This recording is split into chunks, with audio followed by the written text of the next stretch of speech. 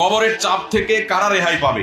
একটি বক্তব্যে শুনেছিলাম কবরের চাপ নাকি সবাইকেই দেওয়া হবে। ভাইরা আমার, কবরের আযাব, বিশেষ করে কবরের প্রথম চাপ, আযাবটা শুধুমাত্র পাপিষ্ঠদের জন্যই হবে, কিন্তু কবরের যে একটা চাপ থাকবে, কবর প্রথমেই একটা চাপ দিবে। যারা কবরস্থ হবে না, বারজাখী জীবনে যে যেখানে তার ধ্বংসাবশেষ থাকুক, সেখানে একটা প্রেসার প্রত্যেকটা মানুষকে দেওয়া হবে, একটা চাপ থাকবে। একটা হাদিসে আসছে, নবী করিম সাল্লাল্লাহু আলাইহি ওয়াসাল্লাম বলেছেন, এই চাপ থেকে কেউ রেহাই পাবে না।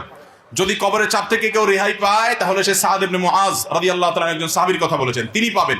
এছাড়া আর কেউ কবরের চাপ থেকে রেহাই পাবে না। তবে এটা আলমুল গায়বের বিষয়, কেমন হবে সেটা একমাত্র আল্লাহ ভালো জানেন। এটা ঠিক, যারা ঈমানদার তাদের চাপটা হবে সহনীয়, যারা বেঈমান তাদের চাপটা হবে অসহনীয়। এই জন্যই কবরের এই জগৎটা সম্পর্কে সবচেয়ে বেশি ভয় পেতেন সাহাবায়ে কেরাম এবং খুদ রাসূল আকরাম সাল্লাল্লাহু আলাইহি ওয়াসাল্লাম সাবধান করতেন। তিনি বলেছেন, কবর হলো আউয়ালু মানাজিলিল আখিরাহ, আখিরাতের প্রথম ধাপ। যে ব্যক্তি এই ধাপে পার পেয়ে যাবে, তারপরে সব ধাপগুলো সহজ হবে ইনশাআল্লাহ।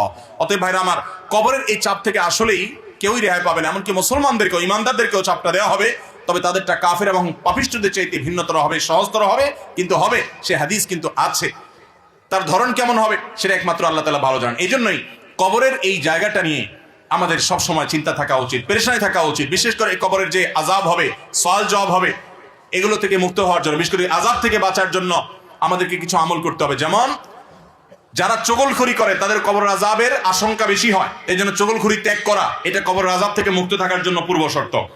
আরেকটা হলো পেশাব থেকে ভালো করে পরিচ্ছন্ন হওয়া, পবিত্র হওয়া। ঘর বাড়ি, জামা কাপড়, শরীর পেশাবে মাখামাখি না করা, যত সম্ভব পেশাব থেকে পরিচ্ছন্ন থাকা। কারণ নবী রাসূলুল্লাহ সাল্লাল্লাহু আলাইহি ওয়াসাল্লাম বলেছেন, ইস্তানজাহু মিনাল বাউল, তোমরা পেশাব থেকে পবিত্র হও ভালো করে। ফাইন্না আম্মাতা আযাবিল কবরি মিনহু, কারণ বেশিরভাগ কবরের আযাব পেশাবের কারণে হয়। এই জন্য পেশাব থেকে পরিচ্ছন্ন হতে হবে। কবর আযাব থেকে মুক্ত থাকার জন্য, নাজাতের জন্য রাতে সূরা মুলক তেলাওয়াত করতে হবে। নবী সাল্লাল্লাহু আলাইহি ওয়াসাল্লাম বলেছেন, যারা রাতে শোয়ার আগে সূরা মুলক তেলাওয়াত করে, আল্লাহ তাআলা তাদেরকে কবরের ফিতনা থেকে বাঁচিয়ে রাখেন। ঠিক একইভাবে কবর আযাব থেকে বাঁচার জন্য সাধারণত যে কোনো গুনাহ থেকে আমাদের বেঁচে থাকতে হবে। আল্লাহ তাআলা আমাদের সবাইকে সেই তৌফিক দান করুন। তাহলে ভাইরা আমার, কবরের যে চাপের কথা বলা হয়েছে, হাদিসের ভাষ্যমতে সেটা সকলকে দেওয়া হবে, এমনকি ঈমানদাররাও সেটা থেকে রেহাই পাবে না। এই জন্যই সাহাবায়ে কেরাম অনেক ভয় পেতেন কবরের জগৎ নিয়ে। এইখানে নাজাত তো বাকি সবগুলো নাজাত। আল্লাহ আমাদের সবাইয়ের কবরের জগৎটাকে সহজ করুন এবং বারজাখী জীবনে আমাদেরকে আল্লাহ তাআলা সকল আযাব ফিতনা থেকে বাঁচিয়ে রাখুন।